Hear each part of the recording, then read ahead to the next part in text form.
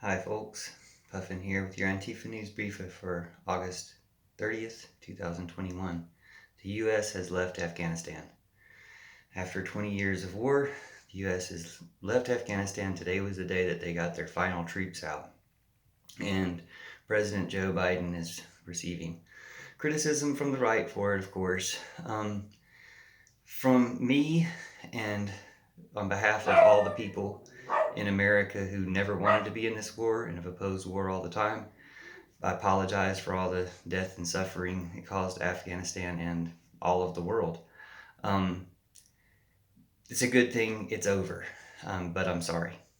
And as far as criticizing Joe Biden about it, well, President Obama was running on getting out of Afghanistan in 2007 and 2008. So 6 years into the war, the majority of people, by far, were ready for it to be over, wanted it to be over, wanted to end the war in Afghanistan.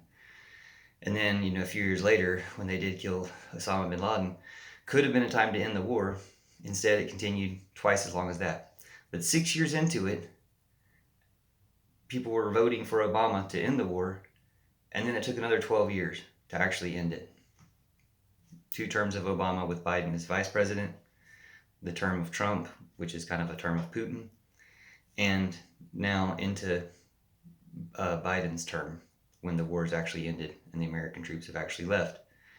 Now, that was arranged by Trump. The way it was arranged was by Trump. So really the blame for the catastrophe of it does fall on Trump. The blame for having the country fall to the Taliban falls on Trump because he set that up. He made sure that the people in power would hand over the power to the Taliban and that the Taliban would be there to receive the power by letting them all out and unlocking their funds and, just everything he could to legitimize and, inviting them to Camp David. Everything Trump could do to legitimize and empower and embolden and prepare the Taliban to take the country back over, he did. And he did that for Putin because the Taliban is working for Putin now, just like the Taliban was working for America when the USSR was fighting in Afghanistan. They're pawns of the imperial power, and we kind of got duped into that or let ourselves be duped into it in order for this military thing. That's my point about it taking 6 years for the country to be done with the war and want it to be over, but another 12 years to stop it, because it's not really the president's fault, it's their responsibility to lead, yet it's a military problem. We have a problem with a military that's out of control. It's like a fire that you've let burn too big, and now you're like, well, now I want to put it out. Well, it's too big to put it out with normal means. You need help. So we all need to help each other. All countries need to help each other end the cancer of military. The military is just bad. We don't need it anymore. We can do that, but I've got other videos about that. About ending this war in Afghanistan, I want to criticize the critics of Joe Biden because, of course, it's a tragic and terrible thing when people are killed when they're trying to attack the terrorists who attacked with a suicide bomb on Thursday because they did a drone strike against someone in a rural area that was presumably involved with a terrorist strike to get revenge upon that person. And then they drone striked a truck in Kabul that was presumably carrying 3 suicide bombers, and that attack also killed a family and other people, other civilians. And that is a tragedy that I'm sure Joe Biden hurts over and Americans and America hurts over and doesn't want it to be that way. But the only real way to stop that is to stop war entirely. And I'm afraid to say that now that we have gotten the Americans and the American troops out of Afghanistan, and there are some 250 remaining or so that they estimate 250 that do want to get out, and they're still trying to help get them out. So hopefully we'll be able to get everybody out safely. And other countries will be able to get their people out safely, and people will get helpful people back into the country to help actually rebuild the country at some point. Once the people are out of harm's way as much as possible, I'm afraid that we'll enter a new era of drones and bombing, because I imagine they'll blow up the equipment that was left there, so the Taliban can't use it. It makes sense. And that they would be waiting for getting people out, which now has happened, to start that. So I somewhat anticipate that happening in this new phase, where they say we've entered a new phase with Afghanistan, a diplomatic phase, and hopefully they can do some type of diplomacy. I don't know what type of diplomacy you can do with the Taliban because they are a terrorist organization. But the real truth is you can't just drone and bomb and kill the Taliban until they're all gone, because there will be collateral damage, and collateral damage means other people killed, like innocent civilians killed, families broken up and destroyed, and therefore people who will want to join another terrorist group to get revenge. It's an endless cycle. But we can end the cycle, or we can start to end the cycle or wind it down by admitting our role and responsibility in it. So the important thing is to admit that it isn't just the 20 years of America's war in Afghanistan. It was 40 years ago when Reagan brought Osama bin Laden and a corruption of Islam. It's not real Islam, it's a corruption that America made in order to create terrorists.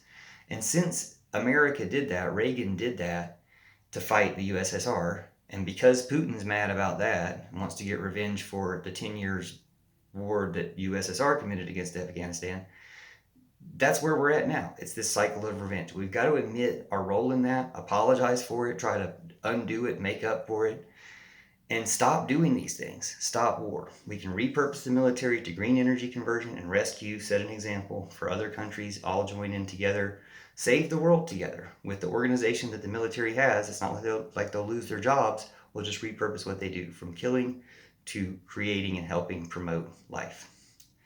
We can do it. And the trolls who are upset about Afghans being killed, they were not concerned about Afghans before. It's a false concern. They're only acting this way to politicize something and use people's deaths as a tool. It's a fake care, because they don't really care, because they didn't care before. If they cared before, they wouldn't have supported Trump, who was making all the policies and perspective that kept these Afghans from coming here. All these people who helped us were trying to come to America. It wasn't like they weren't trying to get here earlier. So many of them were trying to come here in previous years, but were blocked by the Trump administration. That's why there were so many trying to rush to get here. And then Trump was the one who set it up for the Taliban to take over.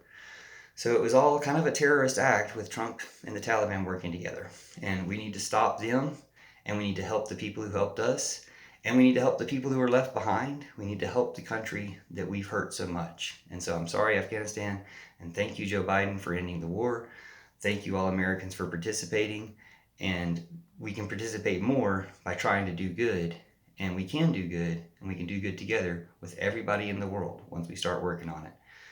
The terrorists, we're going to have to do something to stop them, and so I think we will be, but the best way to stop them is to be talking them out of it, because killing them can also produce more, but talking some out of it or getting people to turn against it will actually end it and stop it and drain it of its evil life.